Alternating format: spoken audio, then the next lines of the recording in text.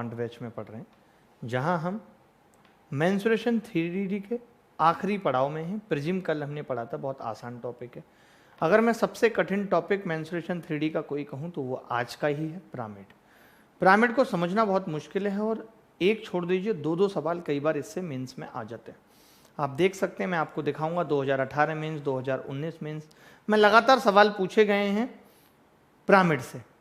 But problem is that कि हम कठिन चीज़ें पढ़ना ही नहीं चाहते, हम मुश्किल चीज़ें पढ़ना ही नहीं चाहते, हम वही पढ़ना चाहते हैं जो हमें अच्छा लगता है, जिसमें हमें मज़ा आता है। जैसे हमें हिस्ट्री में मज़ा आता है अकबर की कहानियाँ सुनने में, वो हम पढ़ना चाहते हैं। उन क्लासेस में हम बोर नहीं होते क्योंकि हमें अच्छा लगता है वो चीज़ें। अगर मैं आपको कहूँ कि शोले मूवी देखिए तो आपको मज़ा आएगा और पता नहीं चलेगा कब 3.5 घंटे कट गए। मैं आपको कहूँ बाजीराव मस्तानी देखिए, आप इतने मस्त हो जाएंगे कि मस्तानी कब आपका 3 घंटे गुजार देगी पता नहीं चलेगा। तो जब तक आप अपने दिमाग के इस कंफर्ट से बाहर नहीं आएंगे कि जो चीज़ें आपको अच्छी लग रही हैं आप वही कर रहे हैं, तब तक आप कभी भी किसी भी सफलता की ओर नहीं बढ़ सकते। अगर सफल होना है तो कुछ कठिन काम करने पड़ेंगे, कुछ मुश्किल काम करने पड़ेंगे, कुछ ऐसे काम करने पड़ेंगे जो दिमाग को अच्छे नहीं लगते, जो दिल को अच्छे नहीं लगते, जिनमें मन नहीं लगता। ये लगातार मैं समझा रहा हूं और मैं खुद इसीलिए देख रहा हूं, मैं आपका पेशेंस चेक कर रहा हूं कि आप किस हद तक अपने इंटरेस्ट को खो रहे हैं। क्योंकि मैं ये जानना चाहता हूं कि कितने ऐसे बच्चे हैं जो अभी भी धैर्यपूर्वक पढ़ रहे हैं, यानी सिलेक्शन सिर्फ इन बच्चों का होगा, बाकी का नहीं होगा। बाकी ऐसे ही साल दर साल समय खराब करते रहेंगे, घूमते रहेंगे, कभी यहां पढ़ेंगे कभी वहां पढ़ेंगे और पढ़ेंगे कुछ नहीं।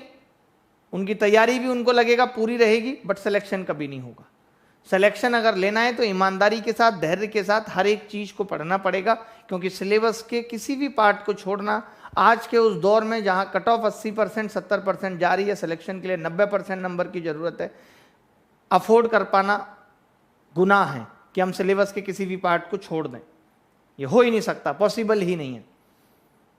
मैं लगातार पढ़ा रहा हूँ, चाहे अनअकैडमी पे फ्री स्पेशल क्लास की बात हो, कल भी मैंने कंप्लीट क्वाड्रेटिक इक्वेशन पढ़ाया, आप जाके देख सकते हैं कल के लिंक पे क्लिक करके। चाहे A to Z quant batch में हो, हर एक चीज़ बारीकी से ऑर्गेनाइज वे में मैं पढ़ा रहा हूँ। मेहनत लगती है मेरी। अभी मैंने 9 से 11 अपनी क्लास ली, प्लस क्लास, उसके बाद मैं लगातार बैठा रहा, नहा भी नहीं पाया। उसके बाद मैंने पिरामिड के कंटेंट को सेट किया कि किस तरीके से इनको पढ़ाऊँ जिससे इन्हें पूरा समझ आए। तो आज की क्लास में हम पिरामिड पढ़ेंगे। मेरा फर्ज इतना ही था जो मैंने बता दिया। पिरामिड का मतलब क्या है?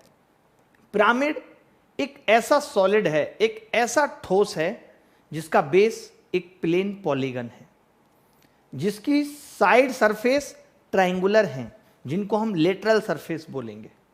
ये ट्रायंगुलर सरफेस जहां जाके मिलेंगी वो चोटी होगी पिरामिड की, एक नोक पे ये मिलेंगी। आपने देखा होगा पिरामिड, मैं भी आपको दिखाऊंगा। पिरामिड को क्या नाम दिया जाएगा ये उसके बेस पे डिपेंड करेगा। अगर उसका बेस ट्रायंगुलर है, ट्रायंगल है, तो हम बोलेंगे ट्रायंगुलर पिरामिड। अगर उसका बेस स्क्वायर है तो हम उसे बोलेंगे स्क्वायर पिरामिड। अगर हेक्सागन है तो हम उसे बोलेंगे हेक्सागन पिरामिड। ये पिरामिड का काम है। पिरामिड का एल्टीट्यूड क्या होगा? जो उसकी चोटी है, उस चोटी से अगर मैं सामने वाले बेस पे परपेंडिकुलर डाल दूं तो वो पिरामिड की हाइट होगी। कई लोग इसी में कंफ्यूज हैं कि पिरामिड की हाइट क्या होती है, पिरामिड की स्लेंट हाइट क्या होती है, स्लेंट एज एक नया वर्ड आ जाता है, स्लेंट एज क्या होती है। बड़ा मुश्किल है ये तीनों चीज़ें जानना, फिर इन तीनों चारों चीज़ों में रिश्ते पता करना बड़ा मुश्किल है, लेकिन आज मैं आसान बना दूंगा। अगर आप मेरे साथ 5 या 7 मिनट सीरियस होकर समझेंगे तो मुझे लगता है कि फिर आपको कभी दिक्कत नहीं होगी। तो चलिए शुरू करें पिरामिड। पहले तो पिरामिड क्या होता है देखिए, मैं एक पिरामिड आपको दिखा रहा हूं जिसका बेस स्क्वायर है, बहुत ध्यान से समझना। एक पिरामिड मैंने आपको दिखाया जिसका बेस स्क्वायर है, तो ये इसका बेस है पिरामिड का, जो मैंने रेड से मार्क किया है। ये रहा। 3D में स्क्वायर में आपको ऐसे ही दिखा सकता हूं। ये बेस है पिरामिड का, ये बेस है। अब ये इसकी चोटी है, एपेक्स है। अब देखिए, मैं इस चोटी से इसके सारे वर्टेक्स को मिलाऊंगा। आप देखेंगे सारे वर्टेक्स को इसकी चोटी से मिलाऊंगा। ये मिला दिया पहला वर्टेक्स, दूसरा वर्टेक्स मिला दिया, तीसरा वर्टेक्स मिला दिया, चौथा वर्टेक्स मिला दिया। तो आप देख रहे हैं कि इसकी स्लेंट सरफेस हैं कौन कौन सी। तो मैं आपको दिखाता हूं, पहले इनके नाम लिखता हूं मैं। जैसे मैंने इसको नाम A दे दिया, इसको B दे दिया, इसको C, इसको D और इसको P दे दिया। तो आपको पता है कि यहाँ पे 4 ट्राइंगल और बन रहे हैं। कौन कौन से ट्राइंगल बन रहे हैं 4? एक तो PAB ट्राइंगल बन रहा है 4, पहला। एक PCD बन रहा है, एक PBC बन रहा है, एक PAD बन रहा है। देखिए जितना भुजा बेस की होंगी, जैसे यहाँ पे 4 भुजाएं बेस की क्योंकि स्क्वायर है, उतनी ही ट्राइंगुलर सरफेस बनेंगी। ये जो ट्राइंगल हैं इन्हीं को हम लेटरल सरफेस कहते हैं। लेटरल सरफेस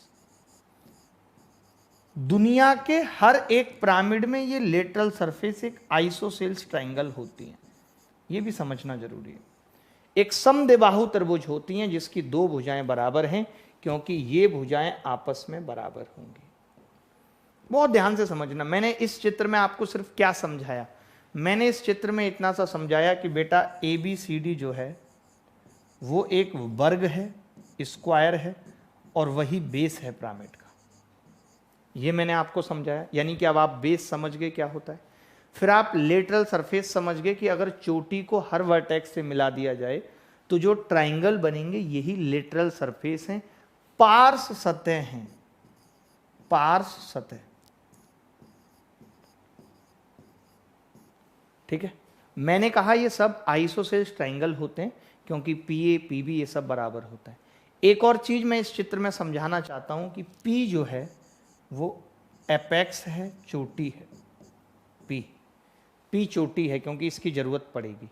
एक और चीज मैं यहां पे बताना चाहूंगा कि जो हम ये मिलाते हैं, P को हमने A से मिलाया, P को हमने B से मिलाया, तो कई लोगों को लगता है कि ये इसकी स्लेंट हाइट है, जबकि ये इसकी स्लेंट हाइट नहीं है, ये इसकी स्लेंट एज है, तिर्यक भुजा है, ना कि तिर्यक ऊंचाई। तो आज ये कंफर्म समझ लो कि चोटी से जब बेस के वर्टिसेस यानी शीर्षों को मिलाया जाता है तो स्लेंट एज बनती है, ना कि स्लेंट हाइट। यानी मैं यहां पे ये समझाना चाहता हूं कि PA बराबर है PB के, बराबर है PC के, बराबर है PD के। ये है क्या? तो ये स्लेंट एज है, ये स्लेंट हाइट नहीं है, ये स्लेंट एज है। ये तिर्यक भुजा है, तिर्यक ऊंचाई नहीं। बहुत ध्यान से समझना है इस पिरामिड को। अभी तक मैंने कुछ नहीं बताया क्योंकि अगर आप ये समझ गए तो सवाल करना कोई बड़ी बात नहीं होगी। मैंने अभी तक कुछ नहीं कहा। मैंने कहा कि पिरामिड एक ऐसी चीज है जिसका बेस एक प्लेन पॉलीगन होता है और एक चोटी से हम सारे वर्टेक्स को मिला देते हैं तो ये पिरामिड बन जाता है। और चोटी से हम जो वर्टेक्स को मिला रहे हैं तो इस तरीके से जो ट्राइंगल बनते हैं, जैसे ये स्क्वायर बेस है तो 4 ट्राइंगल बन रहे हैं, ये लेटरल सरफेस है और ये सारे ट्राइंगल आइसोसेल्स ट्राइंगल होते हैं। ABCD एक वर्ग, एक बेस था और P चोटी है। फिर मैंने कहा कि चोटी से अगर आप वर्टेक्स को मिलाते हैं तो ये बराबर तो होगा ही होगा। इनको बोलते क्या हैं? स्लेंट एज बोलते हैं। क्या बोलते हैं इनको? स्लेंट एज बोलते हैं। अब मैं आगे और बातें बताऊंगा। आप सोच रहे होगे स्लेंट हाइट नहीं बताई गुरु ने, हाइट नहीं बताई।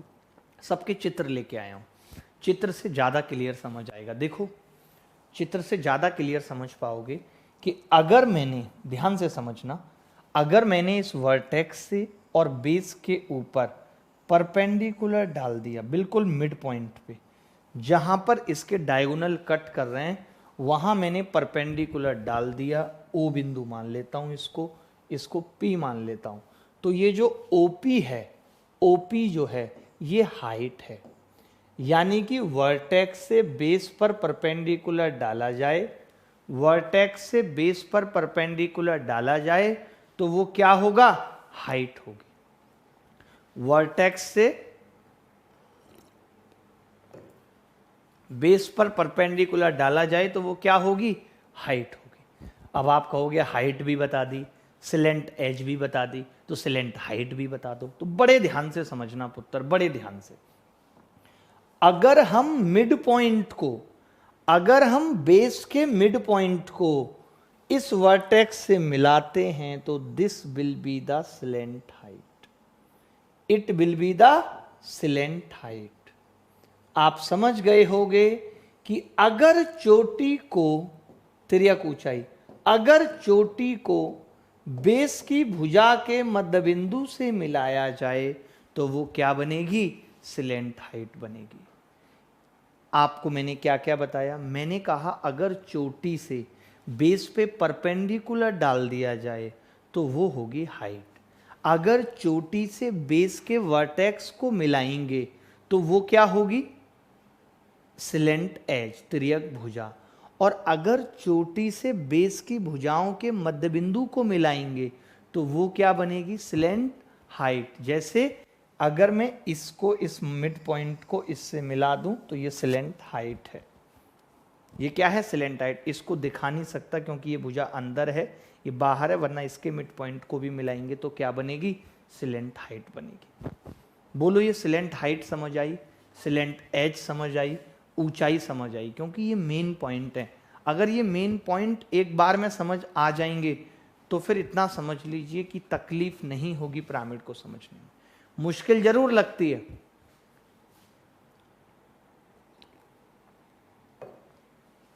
मैं दोबारा दिखाता हूं और चित्रों से समझाता हूं। पहले अब इसके फॉर्मूले देख लीजिए। फॉर्मूले बहुत ज़रूरी हैं पिरामिड के। क्या क्या फॉर्मूले हैं? पिरामिड वही एसिमेट्रिक फिगर है, तो एसिमेट्रिक फिगर के पहले भी मैंने आपको फॉर्मूले बताए थे। क्या क्या हैं देखो। वॉल्यूम बराबर होता है, आयतन बराबर 1/3 area of base into height. यानी कि वॉल्यूम अगर निकालना है, जैसे कौन में हमने बताया था, तो क्या होता है? 1/3 area of base into height. अगर मैं लेटरल सरफेस एरिया की बात करूं, लेटरल सरफेस एरिया यानी कि ये उन ट्राइंगुलर सरफेस का एरिया है। देखो लिखा है ना, area of all triangular silent surface, जो टेढ़े टेढ़े ट्राइंगल बन रहे हैं उन सब का एरिया। तो ये क्या होता है? हाफ आएगा, बेस का पेरीमीटर आएगा, और यहाँ पे हाइट की जगह सिलेंट हाइट आएगी। बस ये मेन है। हाइट की जगह क्या आएगी? Slant height. वहाँ भी सिलेंट हाइट आती थी, कौन में याद करो πr/l होता था, ठीक है।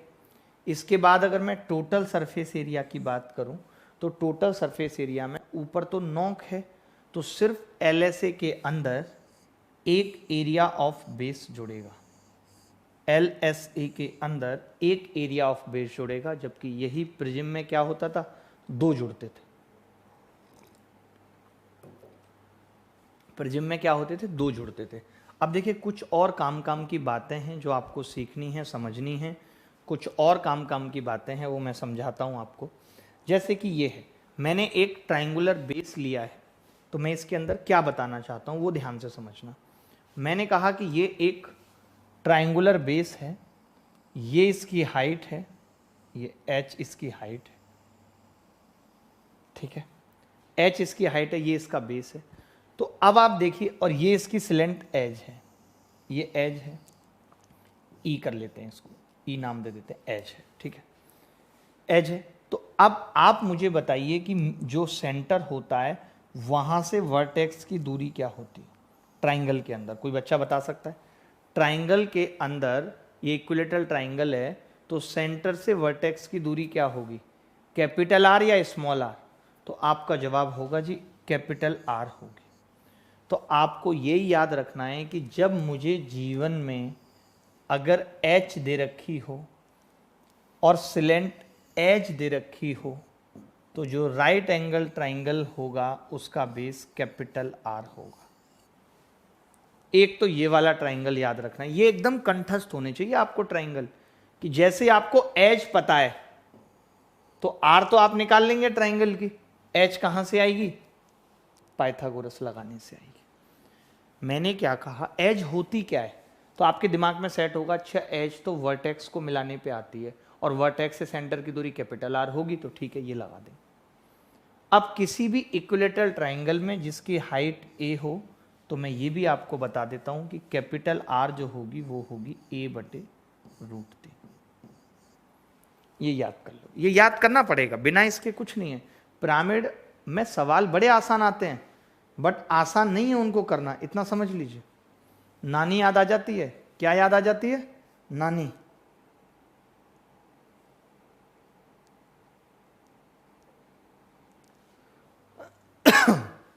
अब एक तो मैंने ये बता दिया आपको कि सिलेंट एज और एच के अंदर रिश्ता कैसे निकलेगा, हाइट के और एच के अंदर रिश्ता कैसे निकलेगा। तो एच एच और कैपिटल आर मिल करके क्या बनाती हैं? एक राइट एंगल ट्राइंगल बनाती हैं। ठीक है, आगे बढ़ते हैं।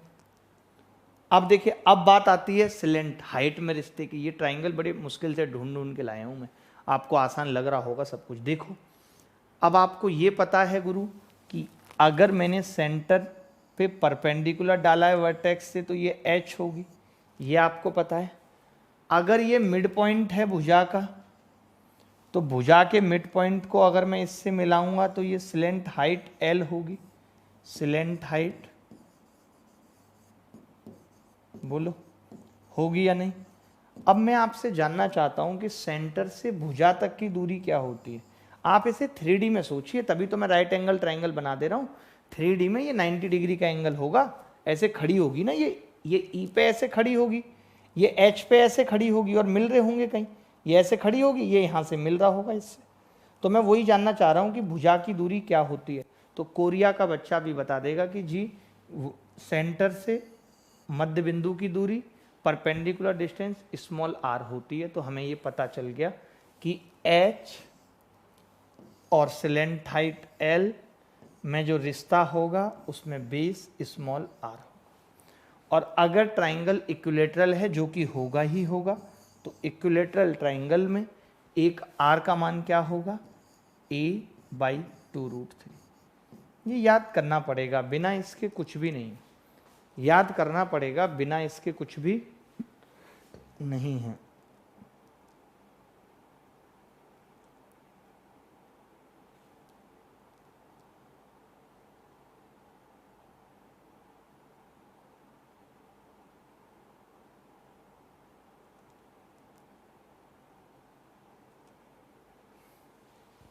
क्लियर है बात?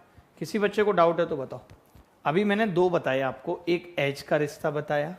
एच का रिश्ता क्या बताया कि ये एच, ये एल और ये कैपिटल आर, ये क्या होगा? a/√3। ये एज है, ई से डिनोट करते हैं इसको एच। एक और बताने जा रहा हूं अब, जो कि सबसे महत्वपूर्ण है, जो आपको किताबों में या कहीं और भी नहीं मिलेगा, वो सबसे ज़रूरी है। उसको और समझ लो, फिर मज़ा ही आ जाएगा। किस में समझाऊं उसको?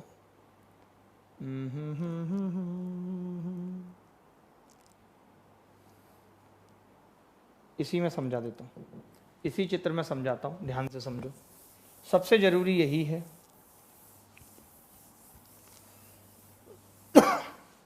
देखना, ध्यान से देखना। ये एज है, एज, और ये सिलेंट हाइट होगी मिड पॉइंट पे, सिलेंट हाइट होगी मिड पॉइंट पे। तो मैं ये कह रहा था, ये भी तो कहीं ना कहीं जाके मिल रही हैं। और अगर ये मिड पॉइंट है तो ये भुजा a/2 होगी, तो ये भी तो 90 डिग्री का कोण बनाएगी। कैसे? देखो, दिमाग में सोचा करो। अच्छा, ऐसे इसको पकड़ लें पीछे की तरफ, बिल्कुल। तो आपको कैसे इसको याद रखना है, सबसे महत्वपूर्ण है, जो कहीं नहीं मिलेगा, कि अगर एज है, सिलेंट हाइट है, तो ये साइड बटा 2 होगा, किसी में भी, चाहे ट्राइंगल है चाहे स्क्वायर बेस है। ये सबसे महत्वपूर्ण है, इसे भी रट लो कि एज और सिलेंट हाइट और साइड में क्या रिश्ता होता। यहां पर हमने एक राइट एंगल ट्राइंगल बना दिया। 3D में सोचेंगे तो तुरंत पता लग जाएगा, और नहीं है दिमाग तो कुछ नहीं कर सकते, रटना पड़ेगा, रटना। अब मैं सवालों पे आ रहा हूं और आपको दिखा रहा हूं कि ऐसा नहीं है बहुत मुश्किल सवाल पेपर में आए। मैं आपको 2018 मेंस के सवाल दिखाता हूं, मैं आपको 2019 मेंस के सवाल दिखाता हूं। आप देखो सवालों को, फिर आप जज कर पाओगे कि हाँ जी, ऐसे ऐसे सवाल पेपर में आए हैं। ये देखो, ये सवाल आया है CGL मेंस 2018 में। देखो जरा ध्यान से, बड़े प्यार से देखो। आओ, खुद लगेगा यार ये तो कोई मुश्किल सवाल नहीं आते पेपर में, बहुत हलवा सवाल आते हैं। CGL मेंस 2018 में आया, बहुत पुराना नहीं है, अभी 2 ही मेंस हुए हैं तब से। ये कह रहा है कि the volume of A right pyramid, volume दिया हुआ है और बेस इसका इक्विलेटरल ट्राइंगल बताया हुआ है 6, और हाइट पूछिए। मुझे नहीं लगता इससे सरल सवाल हो सकता है। आपको मालूम है कि वॉल्यूम का जो फॉर्मूला होता है, सिर्फ फॉर्मूला बेस सवाल है, पेपर में आया है, 1/3 area of base into height, यही होता है। और हाइट ही पूछिए, ऐसा नहीं है कि सिलेंट हाइट पूछिए। तो वॉल्यूम कितना है 45√3 बराबर 1/3 इंटू एरिया ऑफ बेस कितना होगा √3/4, भुजा कितनी है 36 हो जाएगा इंटू एच, यही होगा। अब 4 तिया 12 तिया 36 और √3 से √3, 3 से 45, 15 बार। मुझे नहीं लगता जीवन में इतना सरल सवाल 2 नंबर का आ सकता है। सिर्फ फॉर्मूला बेस्ड सवाल है, सिर्फ फॉर्मूला बेस्ड सवाल है। जिसको भी पिरामिड के वॉल्यूम का फॉर्मूला पता है, बल्कि पिरामिड नहीं, मैंने तो स्टार्टिंग में ही आपको सिमेट्रिक और एसिमेट्रिक 2 भागों में बांट दिया था सब कुछ। उसके बावजूद भी अगर आप अभी तक नहीं याद कर पाए तो आपका फॉल्ट है, क्योंकि आप पढ़ना नहीं चाहते। मैंने तो यही नोट किया है कि बच्चा पढ़ना नहीं, टाइम पास करना चाहता है। टाइम पास, उसको टाइम पास चाहिए बस। अब उसको कोरोना आ गया, बहाना मिल गया, वो पूरे दिन अब कोरोना पे बात करेगा, दोस्तों से बड़ी बड़ी बातें करेगा। अरे यार अब तो सब खत्म है, बात बात पे बहुत बुरी स्थिति है, बहुत बुरे हालात हैं देश के, तुम लोग समझ नहीं रहे हो, ऐसे बात करेगा। मास्क को सही से लगाओ, दूसरों को ज्ञान देगा। घर में कोई बाहर जा रहा है, किसी से मिलने की जरूरत नहीं है, इस वक्त बहुत बुरी संकट में देश पड़ गया है, समझो लोगों को, बातों की गहराइयों को समझो। थोड़ी सी जीएस वगैरह पढ़ लेता है तो ज्ञान फेंकता रहता है। अर्थव्यवस्था नीचे जा रही है, आगे आने वाले समय में देश की क्या स्थिति होगी नहीं कहा जा सकता है। प्री एसएससी का नहीं निकला, एमटीएस का नहीं निकला, बातें बड़ी बड़ी, और थोड़ी सी आईएएस वाईएएस की 2-4 किताबें पढ़ ली तो और बड़ी बड़ी बातें, फिर तो पूरा अर्थशास्त्री बन जाएगा। कहा नहीं जा सकता कुछ भी, क्या होगा। उम्मीदें बहुत कम है अब तो बचने की भी। हमको तो लगता अब तक शादी हो जानी चाहिए थी, थोड़े मजे हमारे भी हो जाते, आगे पता नहीं क्या होगा। सब काम छोड़ के, क्यों भाई, सब काम छोड़ के आगे देखो। एक पिरामिड का आयतन ज्ञात कीजिए जो कि भुजा 10 सेंटीमीटर के वर्ग पर आधारित है, इसकी तिर्यक भुजा 13। अब देखो ध्यान से समझो। अब अगर मुझे वॉल्यूम निकालना है तो मैं अच्छी तरीके से जानता हूं कि मुझे ऊंचाई की जरूरत पड़ेगी, बट ऊंचाई नहीं दे रखी इसमें। तो मैं ये कह रहा हूं इसने तिर्यक ऊंचाई दे रखी है। मैंने आपको क्या कहा था कि जब तिर्यक ऊंचाई होगी L और ये H होगा तो ये स्मॉल r होगी, ये कही थी मैंने। आप मुझे बताओ एक वर्ग के अंदर, एक स्क्वायर के अंदर स्मॉल r क्या होती है, यही होती है स्मॉल r। अगर ये 10 है तो स्मॉल r 5 होगी, बोलो होगी या नहीं। तो स्मॉल r 5 आ गई। अब देखो जिसको जल्दी से पता है वो कर लेगा, बाकी बैठे रहेंगे सोचते रहेंगे यार क्या फॉर्मूला था। हर एक का अगर फॉर्मूला याद रखने की कोशिश करोगे, कई किताबों में दे देता है, इसका फॉर्मूला दे देगा, वर्ग का, इक्विलेटरल का, कितने फॉर्मूले याद करते रहोगे। इसको समझ के करो कि r अगर 5 है, L 13 है, तो ट्रिपलेट से H कितनी आ गई, 12 आ गई। बस खेल खत्म हो गया। इतना ही खेल था कि वॉल्यूम अगर अब निकालना है तो वॉल्यूम 1/3, एरिया ऑफ बेस 10 का स्क्वायर 100 इंटू हाइट 12, 400 उत्तर आ गया। क्या मुश्किल हुई इस सवाल को करने में, मुझे बताओ। अगर आपको ये बात पता है L, H और R वाली, तो मुश्किल है ही नहीं। बताओ, है तो बताओ मुश्किल, मुझे नहीं लगता है। आगे बढ़ेंगे। ये सवाल जो भी बच्चा कर देगा मैं समझूंगा कि मैंने जो अभी थोड़ी देर पहले एक बात बताई है वो इसने अपने दिल पे लगा लिया। पढ़ ले भाई सवाल, पढ़ ले भाई। सवाल कह रहा है कि find the lateral surface area, यानी कि सिलेंट हाइट चाहिए मुझे, एंड टोटल सरफेस एरिया, कोई बात नहीं निकाल दूंगा, in which the base is an equilateral triangle of area 16√3 centimetre cube and length of lateral edge is 5। कौन बताएगा? 30 सेकंड है आपके पास।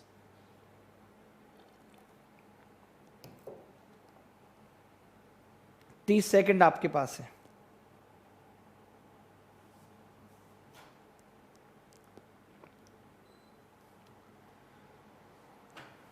करो ना कर यार, एसी जितना ज़्यादा चलाओगे उतनी खांसी उखड़ेगी हमारी। खांसी उखड़ गई तो फिर लंबी क्लास की छुट्टी हो जाएगी। गर्म पानी पी के काम चला रहे।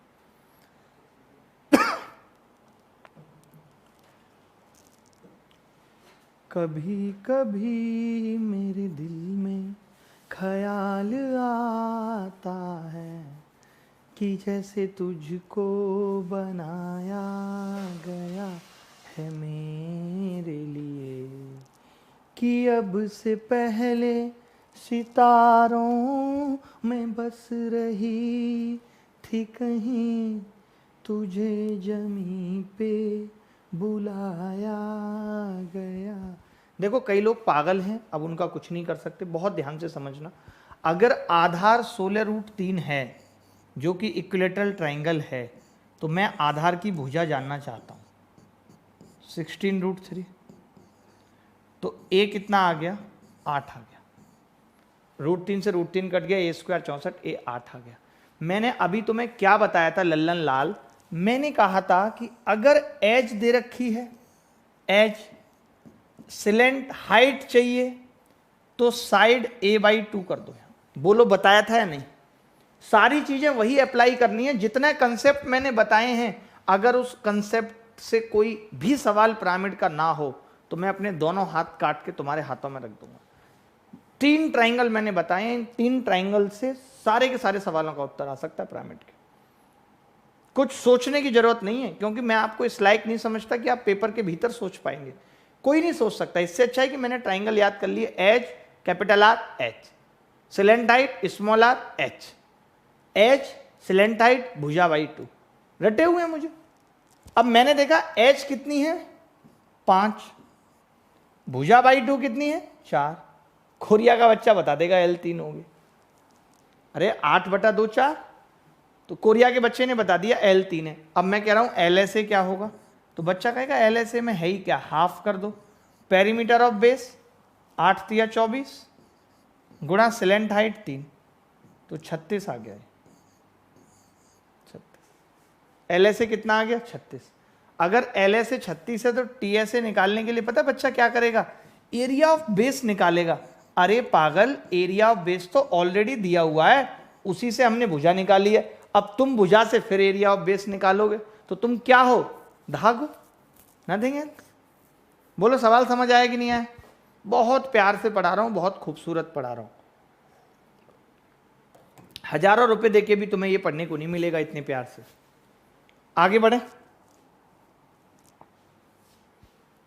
CGL मेंस 2018 देख लो भाई, अब आपकी आंखें खुल जाएंगी कि किस तरीके के सवाल पेपर में आ रहे, आप कर पा रहे हो नहीं कर पा रहे हो, आपका लेवल क्या है, आपको सब पता लग जाएगा। देख लो सवाल।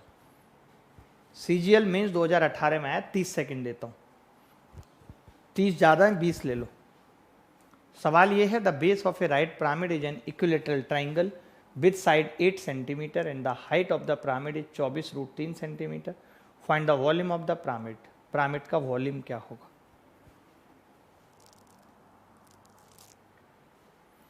बोल दो ना जरा, बोल दो ना जरा, बोल दो ना जरा, बोल दो ना जरा। देखो अब आधार दे दिया, एक समबाहु त्रिभुज है, पिरामिड की ऊंचाई दे दी, पिरामिड का आयतन पूछ रहा है।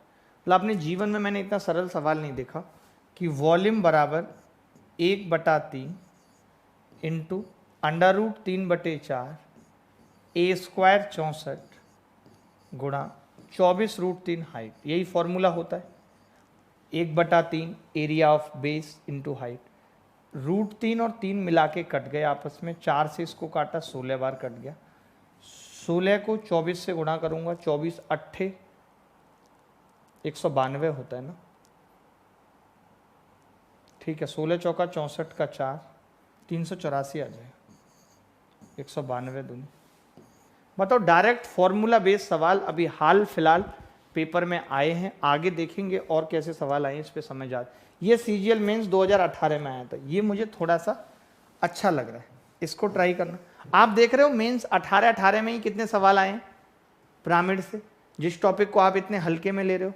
आप पता है पूरा जीवन अपना हिस्ट्री पढ़ने में निकाल दोगे जिससे एक सवाल 1 नंबर का आना है, मुश्किल से 2 नंबर का, और यहां 3-3 सवाल एक टॉपिक से आ रहे हैं, उस पर आपकी नजर नहीं जाएगी क्योंकि मुश्किल है, मजा नहीं आ रहा।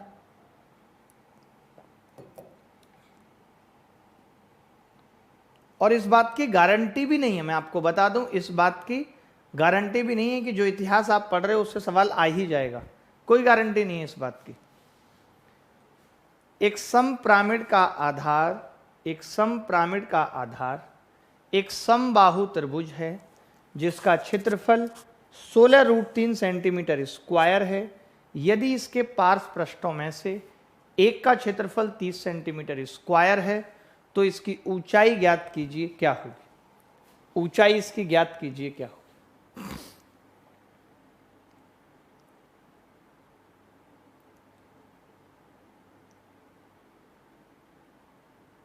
थोड़ा सा मुश्किल है, देखिए मैं तो साफ कहूंगा कि थोड़ा सा मुश्किल है, आसान नहीं है।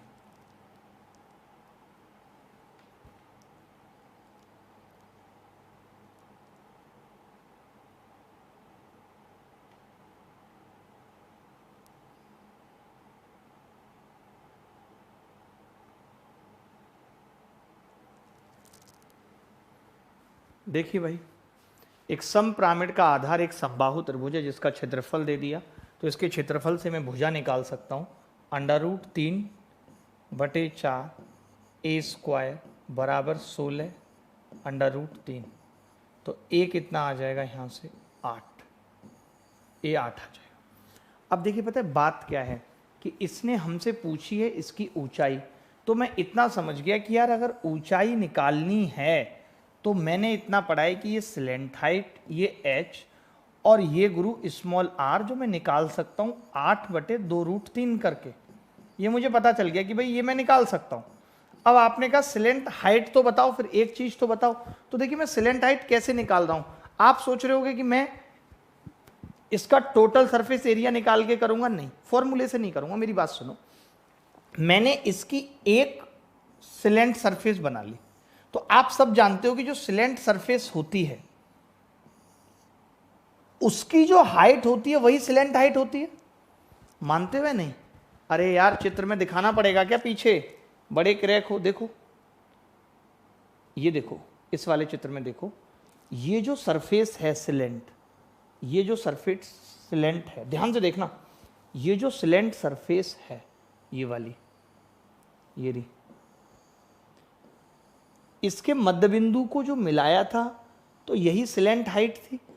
तो ये क्या है, इस ट्राइंगल की मध्य बिंदु को मिलाया है, तो यही तो क्या है, इस ट्राइंगल की हाइट ही स्लेंट हाइट है।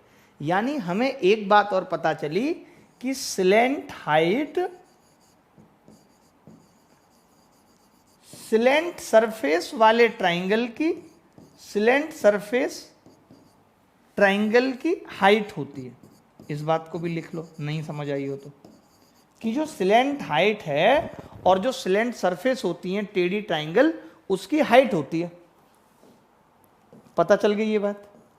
ये मैं क्यों बोल रहा हूं, देखो, ताकि अब मुझे इसने एक का एरिया दे रखा है, इसने इस ट्राइंगल का एरिया 30 दे रखा है, और देखिए बेस तो वही होगा 8।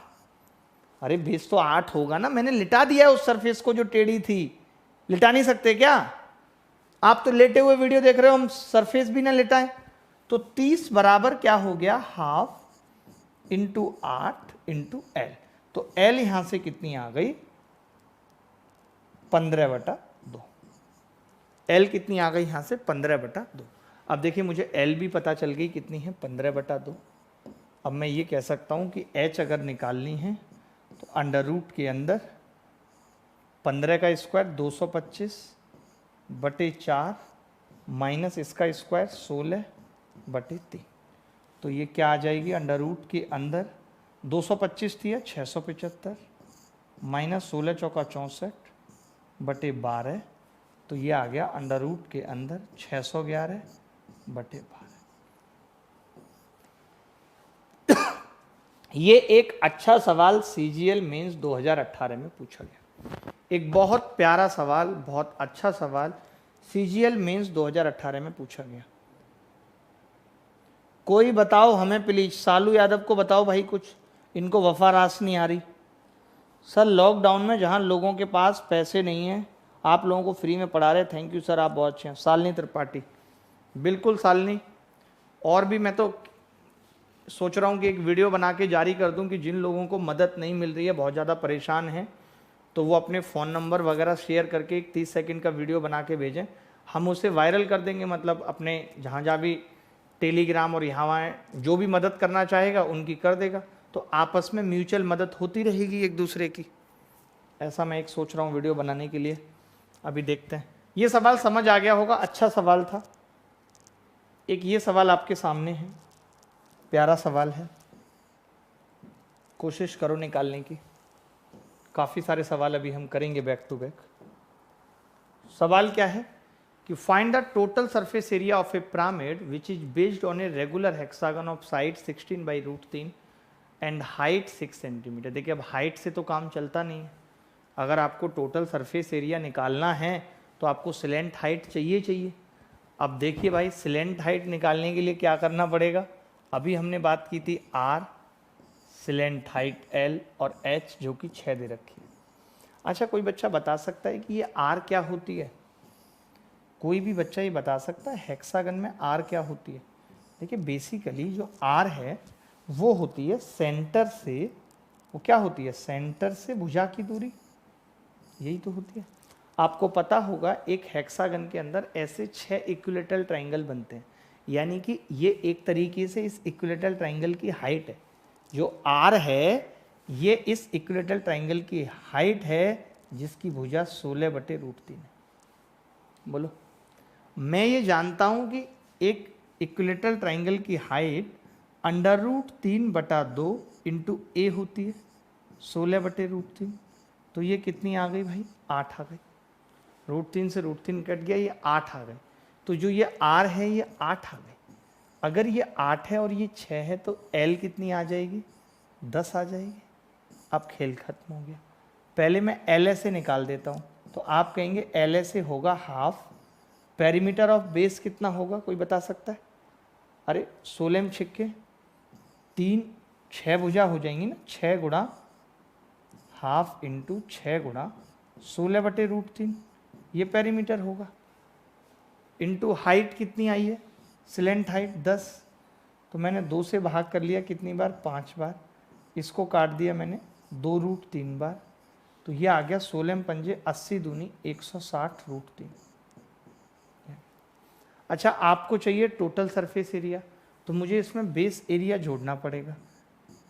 तो 160√3 के अंदर अगर मैं बेस एरिया जोड़ता हूँ तो बेस एरिया हेक्सागन का एरिया क्या होता है? 6 इंटू √3/4। ए स्क्वायर कितना होगा? 256/3, यही होगा। बोलो भाई, आपने देखा 3 से आपने ये 6 से इसको काटा 2 बार, 2 से इसको काटा 128 बार, तो आपने देखा ये 128√3 आ गया और ये ऑलरेडी 160 है, तो ये 288 हो गया। तो 288√3 आंसर आ गया। देखिए मुश्किल नहीं है, कैलकुलेशन ज़रूर है, और वो भी कैलकुलेशन इसलिए ज़्यादा करनी पड़ रही है क्योंकि मैं आपको समझा रहा हूँ। अगर मैं आपको समझा नहीं रहा होता, सिर्फ मुझे सवाल करना होता, तो मैं इतना वक्त नहीं लेता।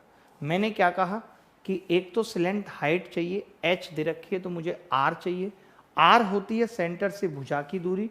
तो मैंने कहा कि एक हेक्सागन के अंदर 6 इक्विलेटरल ट्राइंगल बनते हैं, ये उनमें से एक इक्विलेटरल ट्राइंगल की हाइट है जो कि √3/2 ए होती है। ए दिया हुआ था 16/√3, 8 निकाल लिया, ये आर 8 आ गई, ये 6 है, एल कितनी आ गई? 10।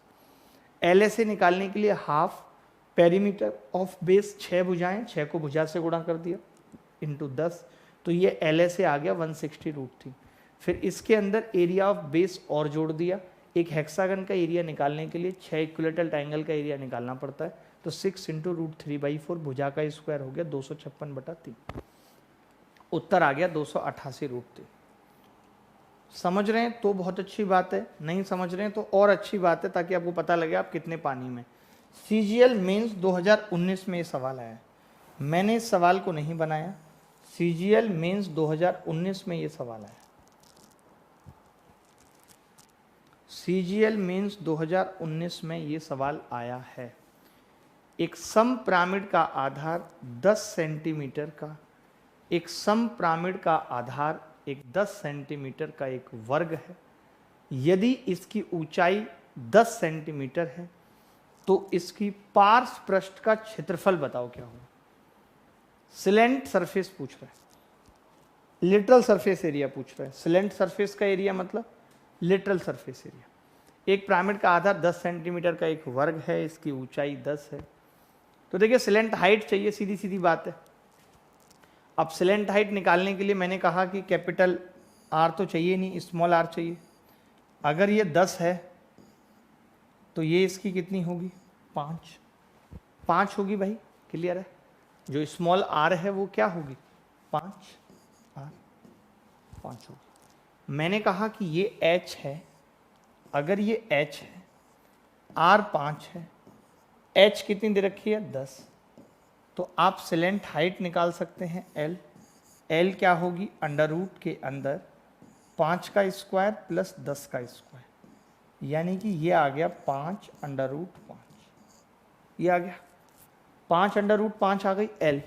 अब मैंने कहा सिलेंट सरफेस एरिया कैसे निकलता है एल एस से, तो आपने कहा half into perimeter of base 10/40 into 5 root 5। 2 से कितनी बार काटेंगे, 20 बार, 20 पंजे 100, 100 रूट 5 इसका एल एस आ गया। इन्होंने पूछा क्या है सवाल में, एल एस पूछा।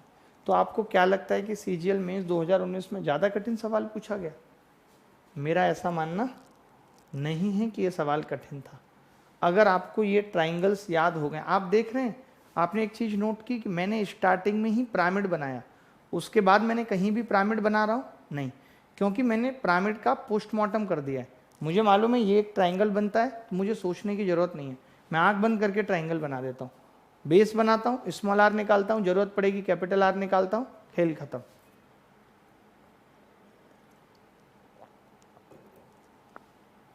बताओ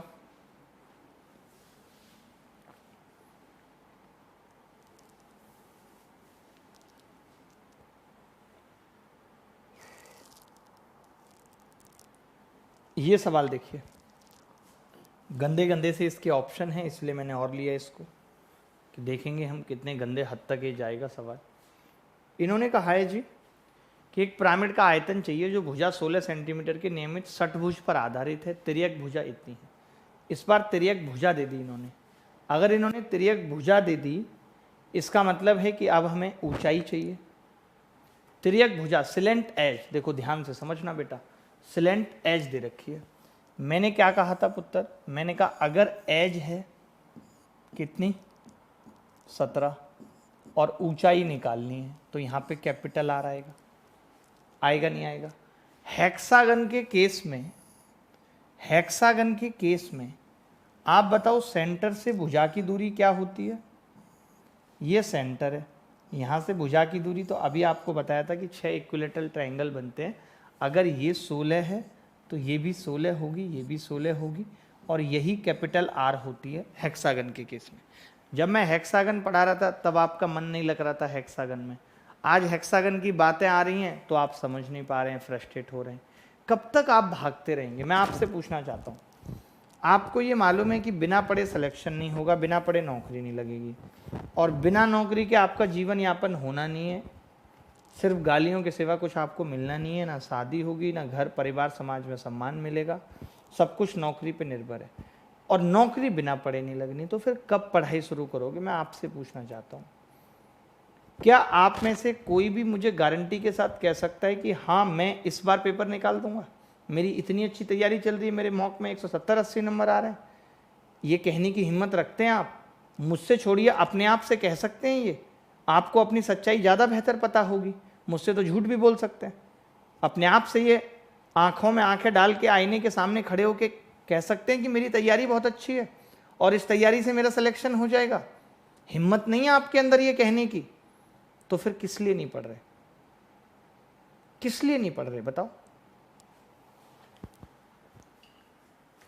देखो भाई, अब ये कितना आ गया, ये 16 आ गया। अब मैंने कहा ये 17 है, ये 16 है, कुछ और दे देते यार, कट जाता, कम से कम 13 दे देते भाई, नहीं 15 दे देते, 15 तो 8, 15, 17 हम लगा देते, बट अभी कुछ नहीं होगा। अभी एच निकालनी पड़ेगी। एच कितनी आएगी, अंडर रूट के अंदर 289 माइनस 256,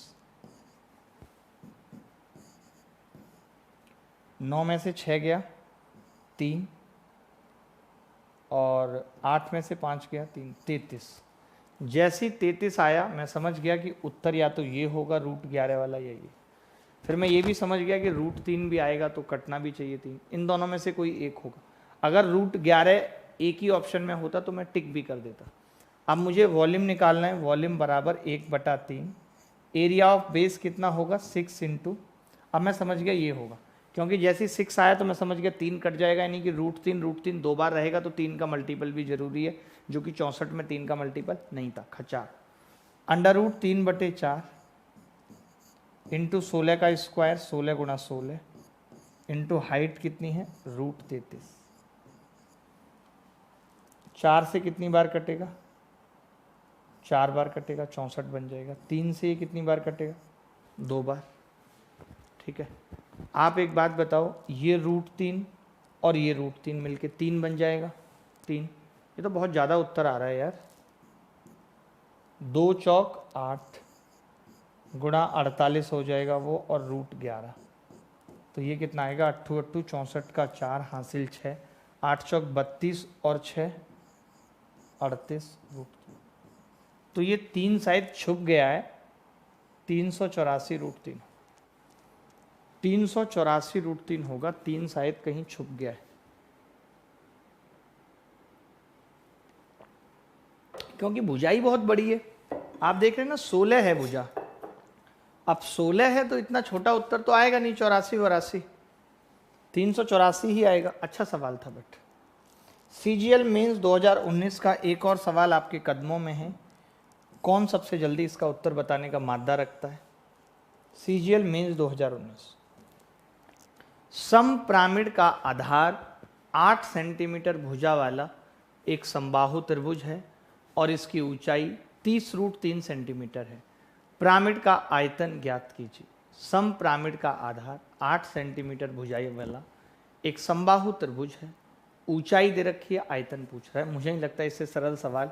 अब आप ही देखो कि यार आयतन पूछ रहा है 1/3, area of base √3/4, A square 64 into 30√3। इतने सरल सवाल भी पेपर में आए हैं। √3 और √3 से ये कट जाएगा, ये 16 से कट जाएगा, 16 तिया 48, 480 उत्तर आ जाएगा। मतलब बहुत ही चुल्लू किस्म का सवाल था, तो इस पर क्या ही समय लगाना। ये भी CGL मेंस 2000, ये भी आधा आसान है क्या, समबाहु त्रिभुज है, ऊंचाई इतनी है, तो मैं इसको भी छोड़ रहा हूँ, RW में दे रहा हूँ, क्योंकि डायरेक्ट फॉर्मूला लगाना है। आपने देखा 3 सवाल 2018 मेंस में थे, 4 सवाल अब तक 2019 मेंस में आ चुके हैं। तो सवाल तो आ रहे हैं पेपर में खूब पिरामिड से, आप जितना मर्जी इसको इग्नोर कर लें, बट सवाल आ रहे हैं। ये सवाल देखिए, ये सवाल देखिए, find the volume of A pyramid which is based on an equilateral triangle of side 8 centimetre if the slant height is 5/4 times of its height. एक पिरामिड का आयतन ज्ञात कीजिए जो 6 सेंटीमीटर के समबाहु त्रिभुज पर आधारित हो, यदि तिर्यक ऊंचाई इसकी ऊंचाई का 5/4 गुना है। बताएं जल्दी क्या उत्तर होगा। एक आध सवाल तो अपने आप करिए भैया, हैं कब तक भागते रहेंगे मुझे बताइए। सर बहुत मैथ जानते हो, आपको टीचर होना चाहिए था। दीपक मिश्रा मुझसे कह रहे हैं आप बहुत मैथ जानते हो, आपको टीचर, मैं तो टीचर ही हूँ यार। दीपक मिश्रा आप भी ना कमाल करते हो यार, कैसी कैसी बातें करते हो मिश्रा जी आप।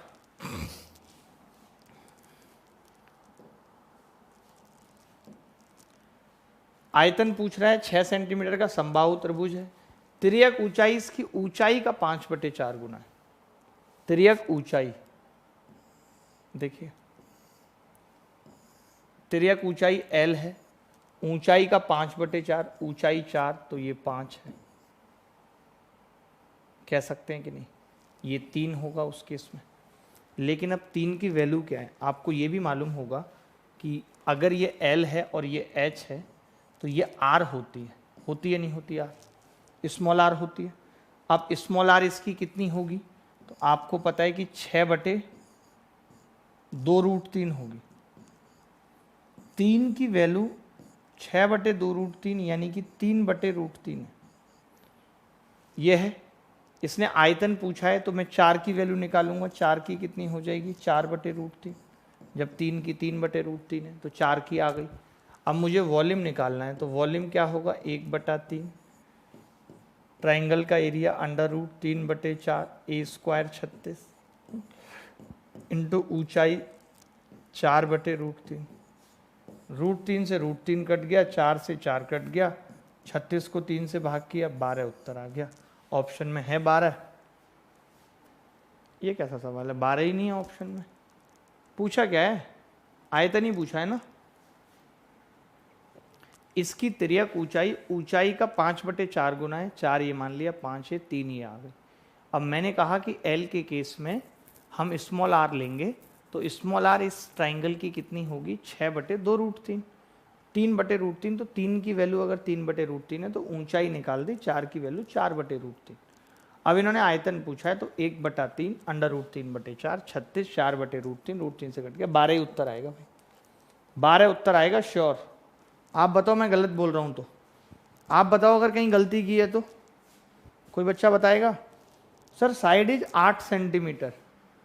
ओहो ऊपर 8 है, यही तो गड़बड़ हो गई। अब आप बताओ नीचे 6 है तो मैं तो 6 से करूंगा, आप 6 से करो। 8 से पता है उत्तर क्या आता, 8 से ये आता 8/2√3 तो 3/4√3 लफड़ा। 6 से करो, 6 से मजा आएगा। ई ऑप्शन कर लो, 12 है। कौन फंसेगा यार लफड़े में, इतना सिंपल उत्तर आ गया, खेल खत्म। मैंने थोड़ी 6 करा है, अपने आप ही 6 सवाल में। 6 कर लो, 6। CGL मेंस 2017 में ये सवाल आ गया, बताओ। सवाल है कोई, बम्पर सवाल है, बम्पर।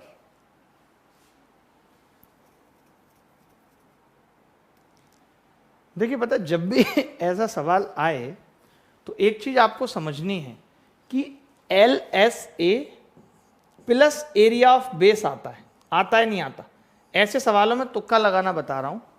तो एरिया ऑफ बेस क्या होगा, √3/4 A² यानी 8 8 64 16√3 आएगा।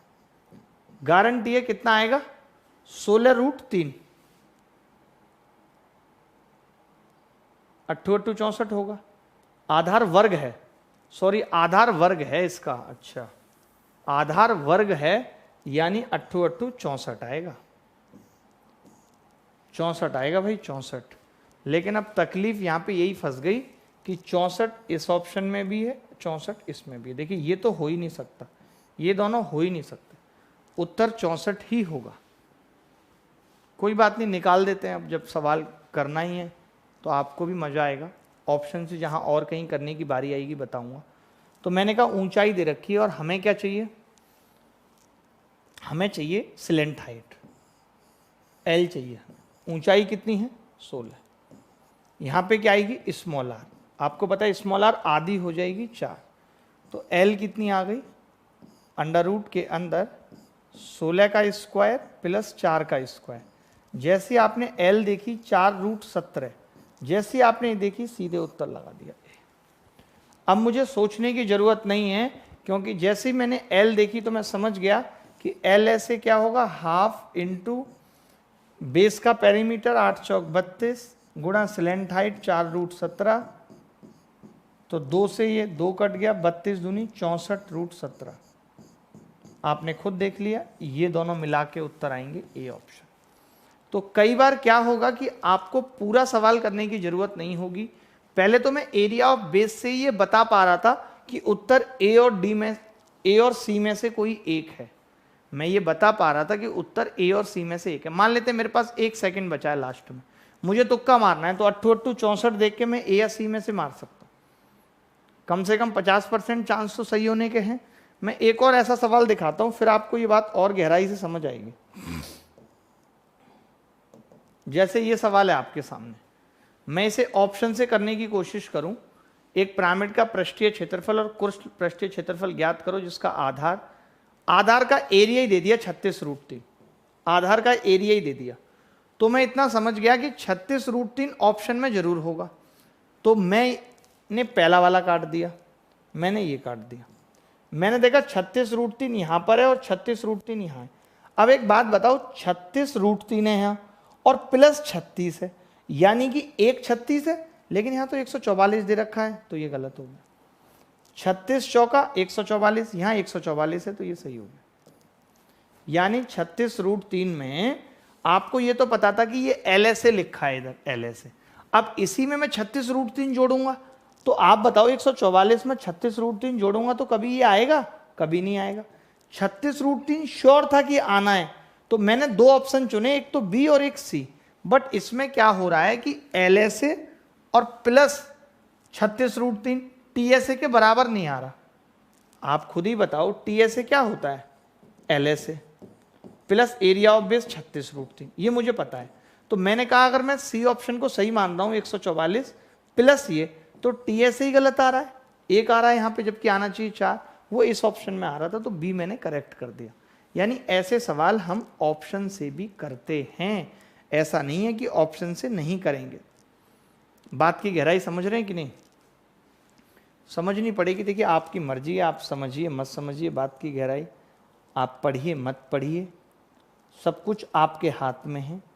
ये सवाल कर लीजिए, CHSL 2018 में आया है।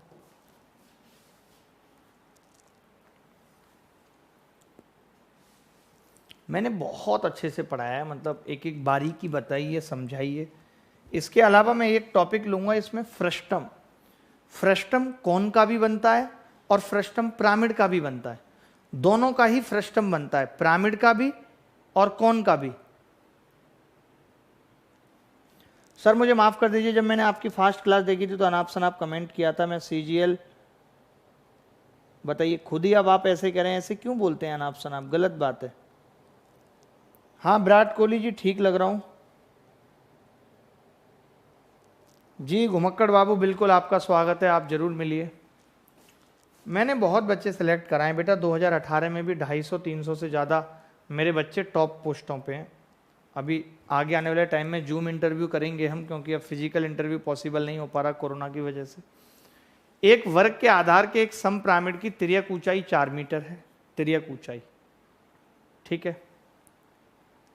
और पिरामिड का कुल तिर्यक सतह का क्षेत्रफल 12 है, तो कुल तिर्यक सतह और आधार के क्षेत्रफल का अनुपात बताओ। आसान है। एक बात बताओ, अगर कुल क्षेत्रफल 12 है तो एक सरफेस का कितना होगा? टोटल 4 सरफेस है, एक का 3 हो जाएगा, 4 3 12। अब इन्होंने तिर्यक ऊंचाई 4 दे रखी है, तो मैंने कहा इसका बेस कितना आ जाएगा, तो आपने कहा हाफ, बेस इसका स्क्वायर होगा ऐसे, तो हाफ इंटू A इंटू 4 बराबर 3, तो A कितना आ गया? 3/2, 3/2 आ गया। अब एक बात बताओ, कुल सतह का क्षेत्रफल कैसे निकलेगा? एक तो जो 12 दे रखा है, 12 प्लस और इसका एरिया बेस का 3 3 9/4, भाई स्क्वायर का एरिया तो A स्क्वायर होगा, अनुपात 12, इन दोनों का अनुपात पूछ रहा है आपसे। नहीं नहीं नहीं, 9/4 इसका अनुपात पूछ रहा है। आधार का क्षेत्रफल 9/4 है, और टोटल एरिया हमने कैसे निकाला? जो टोटल स्लेंट सरफेस का एरिया दे रखा था उसमें जोड़ दिया। तो मैंने कहा ये 12 चौक 48 और 9 कितने होंगे? 12 चौक 48 और 9 57 अनुपात 9, 3 से भाग करेंगे तो 19 अनुपात 3। ये तो ऑप्शन में ही नहीं है, ऑप्शन में ही नहीं है।